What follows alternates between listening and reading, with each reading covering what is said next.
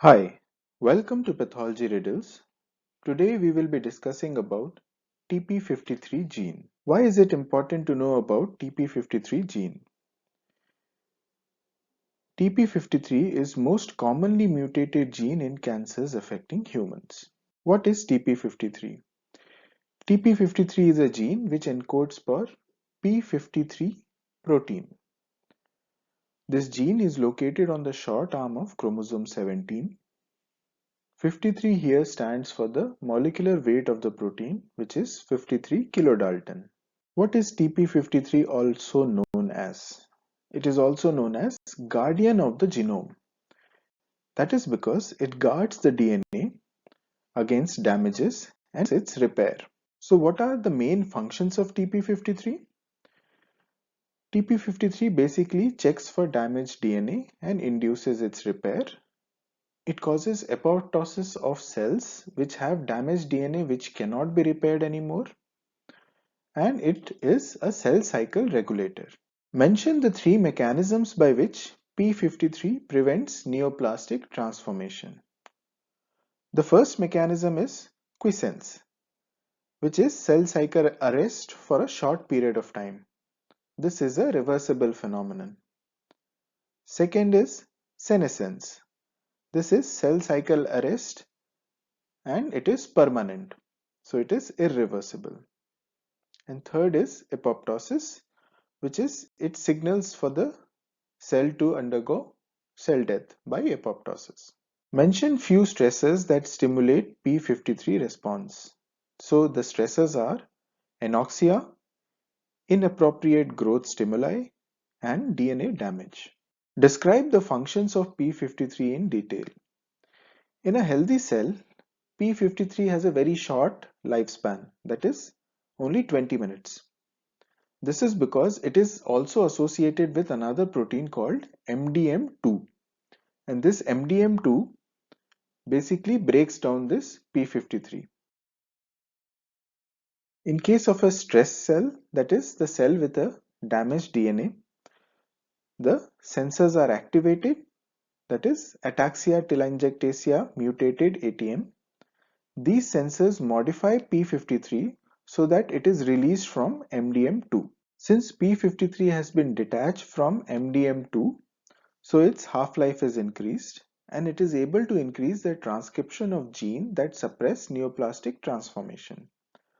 Some of those genes are CDKI gene, which encodes p21 protein, upregulation of pro-apoptotic genes, and GADD45 genes. This picture denotes various stages of cell cycle.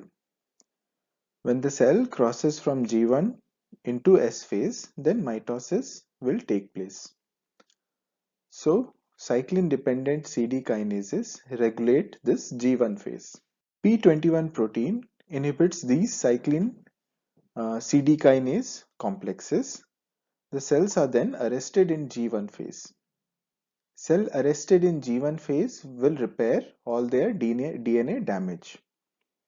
P53 induces increased expression of these repair genes, which will help in repair of the damaged DNA. P21, which inhibits the cyclin-dependent CD kinases and keeps the cell in G1 phase. If the DNA repair is successful, then p53 upregulates this MDM2, which we had discussed earlier. This MDM2 will come and attach to the p53 and will cause its destruction, and the cell cycle will continue.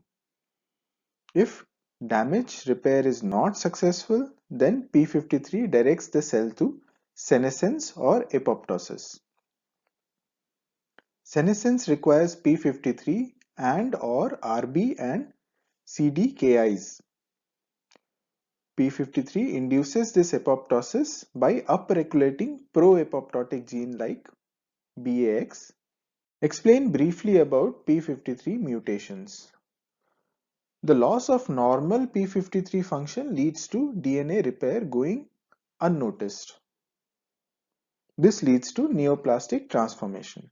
More than 70% of the cancers have a defective TP53 gene.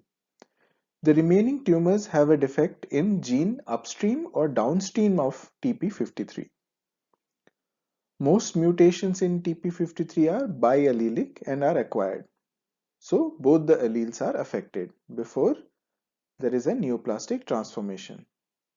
They are found in almost all of the tumors including breast, colon and lung. In certain sarcomas, MDM2 is overexpressed. So it degrades p53 very fast. Hence there is a loss of function. In Lee-Fraumeni syndrome, there is a inheritance of mutated TP53 allele.